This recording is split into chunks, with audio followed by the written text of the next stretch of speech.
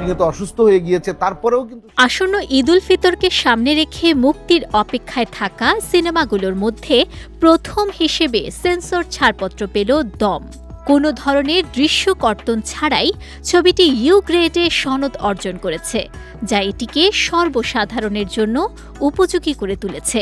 ফলে পরিবারসহ সব বয়সী দর্শক ছবিটি উপভোগ করতে পারবেন বলে আশা করছেন সংশ্লিষ্টরা।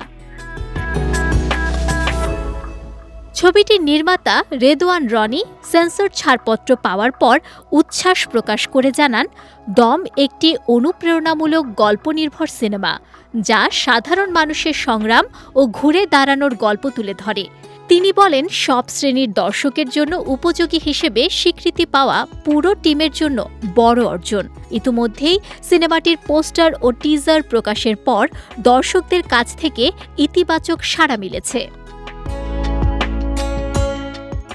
প্রযোজনা প্রতিষ্ঠান এসভিএফ আলফাই এন্টারটেইনমেন্ট লিমিটেডের ম্যানেজিং ডিরেক্টর শাহরিয়ার শাকিল জানান, ২.৫ বছর ধরে একটি সত্য ঘটনার অনুপ্রেরণায় ছবিটি নির্মাণ করা হয়েছে।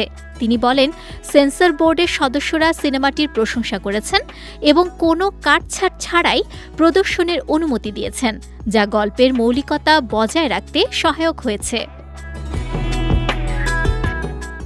এদিকে টিজার প্রকাশের পর থেকেই আলোচনায় রয়েছেন আফরান নিশু। তার লড়াকু উপস্থিতি ও চরিত্রের গভীরতা দর্শকদের আকৃষ্ট করেছে। ছবিতে আরও অভিনয় করেছেন পূজা চেরি, চঞ্চল চৌধুরী ও ডলি জোহর। বিশেষ আকর্ষণ হিসেবে যুক্ত হয়েছেন কিংবদন্তি সঙ্গীতশিল্পী সাবিনা ইয়াসমিন। দীর্ঘ ৪৪ বছর পর তিনি তার জনপ্রিয় গান এই মন তোমাকে দিলাম নতুন সঙ্গীতায়োজনে পুনরায় গেয়েছেন। সব মিলিয়ে ঈদে দর্শকদের জন্য দম হতে যাচ্ছে একটি প্রতীক্ষিত সিনেমা।